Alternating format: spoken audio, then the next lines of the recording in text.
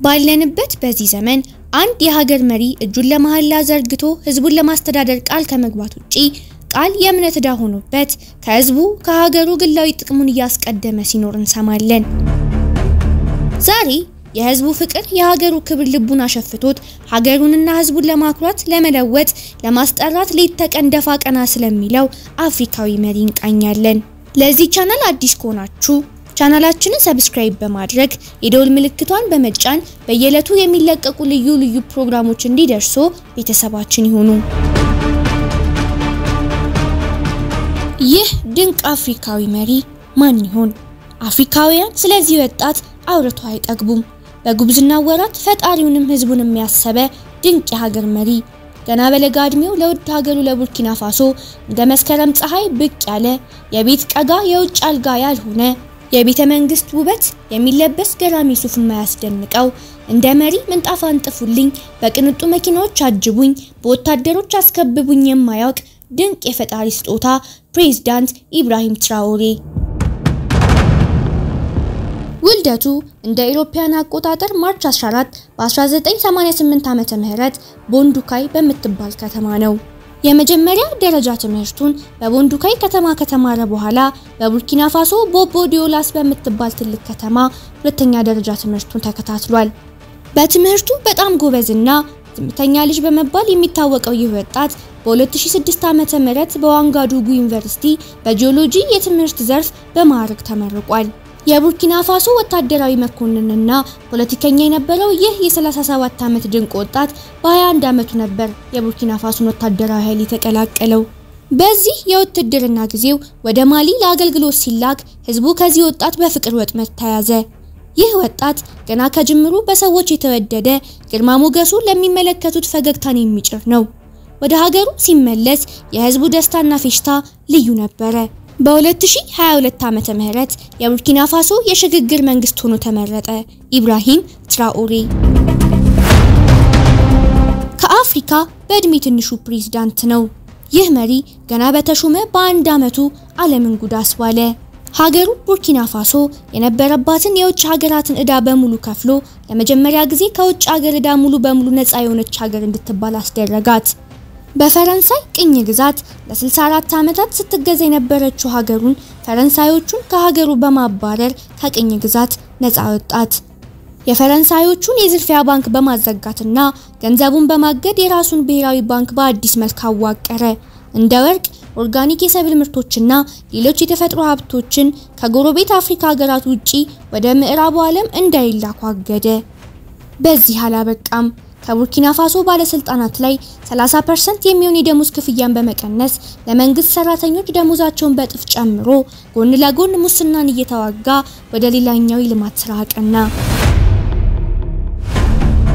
የቡርኪና ፋሶ 90% የሚሆነው ህዝብ የሚተዳደረው በግብርና ስለሆነ ለህዝቡ ዘመናዊ የግብርና ማሽንና ትራክተሮችን በመግዛት ሀገሪቱን በግብርና ልማት አጥለቀለቃት።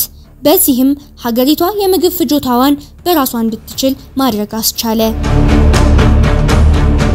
የምዕራባውያንን የጥፋት መረብ በመበጣጠስ ሀገሩን ከፍ አደረጋት። በአጭር ጊዜ ውስጥ ፈጣን ልማታዊ ለውጥ አስመዘገበ። በዚህ የተነሳ ግን ወደ ምዕራቡ ዓለም ጥሩ የሆነ አመለካከት አልደረሰውም። በተለየ ደግሞ ጥቅሟ የቀረባት ፈረንሳይ እንዲሁም አሜሪካና ብሪታንያ በአጠቃላይ የአፍሪካን መለወጥ የማይፈልጉ ሀያል ሀገራት በሙሉ አመጹበት። እንግሊዝ ሌሎችን የአፍሪካ ሀገራት ግዛቶችን ያሳምጽብኛል፣ አፍሪካ ላይ የማገኘው ጥቅም ያስቀርብኛል ባይሆና ቂም ቋጠረችበት። በተለየ መልኩ ፈረንሳይ፣ አሜሪካና እንግሊዝ የቅናት ፊታቸው ገንፍሎ ስለወጣ ድንበሩ ድረስ ሄደው 18 በላይ የግድያ ሙከራዎች አደረሱበት። ነገር ግን ስራ ለሰሪው እሾህ ላጣሪው ነውና መልካም ስራው የህዝቡ ፍቅርና ጸሎት ከነዚህ ግድያዎች አስመለጠው። ይህ አስተዋይ ደግ ሲበዛ ጀግና የወጣቶች ተምሳሌት የሆነው ፕሬዝዳንት ካፒቴን ኢብራሂም ትራኦሬ በምዕራባውያን የገዛ ጠባቂውን እንዲገድለው ሌላ ሴራ ተሸርቦበት ነበረ። ስለዚህም ሁኔታ ጠባቂው እንዲህ ሲል ተናግሯል። ኢብራሂም ትራኦሬ ተንበርክኮ ወደ አምላኩ እየጸለየ በነበረበት ወቅት እሱን እንድገድል $5 ሚሊዮን ለድርድር ቀረበልኝ። ለእኔም ለቤተሰቤም በአውሮፓ በነፃነት እንደሚያኖሩኝ ቃል ገቡልኝ። ይህንን ድርድር ግን እንዴት እንደምቀበለው ገርሞኝ ነበር። ለነሱ ገንዘብ ከሰው ክብር በላይ ነው። ራሴን ጠየቅኩት፣ ይህ $5 ሚሊዮን ጥፋቴን ለዘላለም ይሸፍንልኛል ወይ? ይህ ገንዘብ ንጉስ ያረጋኝ ይሆናል። ነገር ግን በባዕድ ሀገር እንደ ውሻ ከምኖር በሀገሬ እንደ አንበሳ ብኖር መርጣለሁ ብሎ ይህን ሐሳብ ውድቅ በማድረግ በመሪው ጎን ቆሟል። ኢብራሂም ትራኦሬ በወሬ ጮቤ አስረግጦ በተግባር ያረጋግጣል። ልዩ የሚያደርገው ሌላኛው ነገር ሳውዲ አረቢያ 200 መስጊዶች በሀገር ላይ ልገንባልህ የሚል ሐሳብ ስታቀርብለት እሱ ግን መስጊድ ከበቂ በላይ ያለን፣ አሁን ሀገሬ የሚያስፈልጋት መስጊድ ሳይሆን ሆስፒታል፣ ትምህርት ቤትና ሌሎች መሰረተ ልማቶች ናቸው፣ ከቻላችሁ እነሱን አግዙን የሚል ጥሪ አቅርበዋል። ሌላኛው ማንም የማይገምተውና የማይጠብቀው የፕሬዝዳንት ኢብራሂም ትራኦሬ ቀጣይ ስራው ይህ ነበር። በቡርኪና ፋሶ ውስጥ የሚገኙ የዩኒቨርሲቲ ተማሪዎች እስኪወጡ ድረስ $165 የሚሆን ደሞዝ በየወሩ እንዲቆረጥላቸው አደረገ። በተጨማሪም በአገሪቷ ላይ መብራትና ውሃ በነፃ እንዲሆን ብሎ በቃል ብቻ ሳይሆን በተግባር ቁጭ አደረገ። የቡርኪና ፋሶ እስረኞች ማህበረሰባቸውን በግብርና ባገለገሉበት መጠን የ3 ወር እስር እንዲቀንስላቸው አደረገ። አይደለም ሀገሩን አፍሪካን መቀየር የሚችል የዘመናችን ድንቅ መሪ። ስሙ ሲታወስ የሌሎች የአፍሪካ ሀገሮች ይቅርና የኛ የኢትዮጵያውያን ልብ በሐሴት ይሞላል። በሀገሩማ የህዝቡ ፍቅር ወደር የለሽ ነው። ፎቶ በተሄደበት አይታጣም። ህዝቡ የመሪውን ፎቶ ፀሐይ እንዳይመታው ጥላ ይዘው ይጠብቁታል። ፖስቸሩ እንዳይቆሽሽ ቀን ከሌት ያጸዱለታል። እንደ መልአክ ተንበርክከው ንጉሳችን ብለው ጠብር ግፍ ይሉለታል። መንፈሳዊ ቅናትን በልብ ውስጥ የሚዘራ ተወዳዳሪ የሌለው የፈጣሪ በረከት። በሀገሬ ላይ የተመሳሳይ ጾታ ጋብቻና ግብረ ሰዶማዊነት ሲፈጸም እንዳላይ የአፍሪካን ማንነት አይወክልም፣ እንዲህ ሲያረግ የተገኘ ከባድ ቅጣት ነው የሚጠብቀው ሲሉ የተደመጡት እኒ ፕሬዝዳንት በዚህ ሰዓት ዜጋዬ በድህነት ምክንያት ቤት አጥቶ እንዲንገላታ አልፈልግም፣ ስለዚህ ለእያንዳንዱ ድሃ ቡርኪና ፋሶዊ ቤት ገንብቻ ያስረክባለሁ በማለት ተናግረዋል። ሌሎች ሀገራት ድሃ ሲሉኝ አልወድም፣ በማን ወርቅና ማዕድን ሀብታም ተኮነ በእኛ አይደል ወይ ሲሉ ብዙ ጊዜ ይደመጣሉ።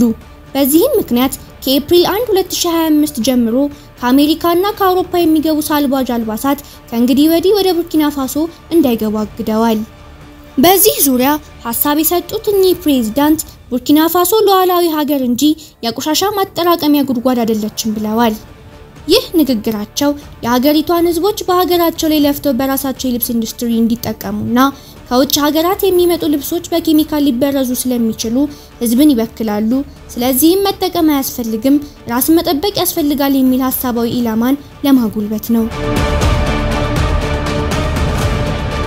ውድ የቻናላችን ተከታታዮች ይህን የ37 ዓመት ወታደር ሆኖ መሪ፣ ሻምበል ሆኖ ፕሬዝዳንት፣ ህዝቡን ያከበረ ሀገሩን ያስጠራ፣ በሁሉም ጎኑ የተሳለ ሰይፍ፣ ስሙ ከአፍሪካውያን አንደበት የማይጠፋ ፕሬዝዳንት ኢብራሂም ትራኦሬ እንዲህ አልናችሁ። በቀጣይ በሌሎች ታሪኮች እስክንገናኝ ድረስ ቸር ቆዩልን፣ ቸር ሰንብቱልን።